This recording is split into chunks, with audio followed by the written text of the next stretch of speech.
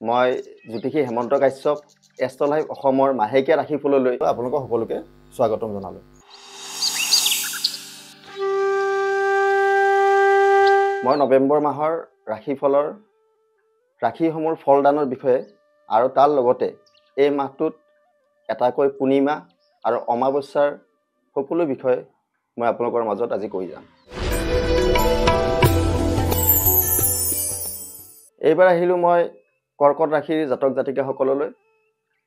কৰ্কট ৰাশিৰ জাতক জাতিকাৰ এই মাহত যথেষ্ট ধন টকা পইচাৰ খৰচ আছে, কষ্ট আছে, ঘৰত অশান্তি আহিব, শিৰপীড়া আৰু ভয় থাকিব, স্থান পৰিৱৰ্তন হ'ব পাৰে এই মাহত আপোনালোকৰ।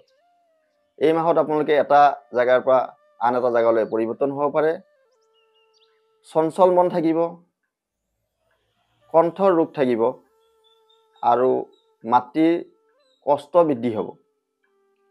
কিন্তু মাজভাগত আপোনালোকৰ শুভ সংবাদ আহিব পাৰে, স্বজন সুখ হ'ব, সম্পত্তি লাভ হ'ব।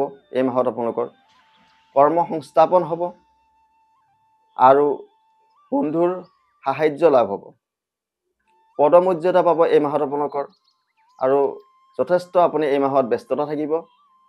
ৰাজনৈতিক সকলৰ কাৰণে এই মাহটো শুভ। আৰু যদি কিবা মামলা মোকদ্দমা চলি আছে তেতিয়াহ'লে এই মাহত আপোনালোকৰ অলপ ক্ষতিসাধন হ'ব পাৰে। যিহেতু এই মাহত এটা পূৰ্ণিমা আৰু এটা অমাৱস্যা আছে। পূৰ্ণিমাৰ দিনাখন আপোনাৰ ৰাস পূৰ্ণিমা আছে, শ্ৰী শ্ৰীকৃষ্ণৰ ৰাস মহোৎসৱ আছে। তো সেইদিনাখন যদি কোনোবা জাতক জাতিকাৰ চন্দ্ৰ গ্ৰহ অশুভ প্ৰভাৱত থাকে বা পাপ পীড়িত হৈ থাকে, সেইসকল জাতক জাতিকাই শ্ৰীকৃষ্ণৰ ৰাসযাত্ৰা মহোৎসৱ পালন কৰিব। আৰু যদি কাৰোবাৰ শনি গ্ৰহ অশুভ ভাৱত আছে, পাপ পীড়িত হৈ আছে, বা শনি চাৰে চাতি বা শনি ঢাইয়া বা শনিৰ দশা অন্তৰ্দশা চলি আছে, তো তেনেসকল জাতক জাতিকাই অমাৱস্যাৰ দিনাখন শ্ৰী শ্ৰী মা কালী মন্দিৰ দৰ্শন কৰিলে সেই শনিৰ অশুভ প্ৰভাৱৰ পৰা আঁতৰি থাকিব। ধন্যবাদ।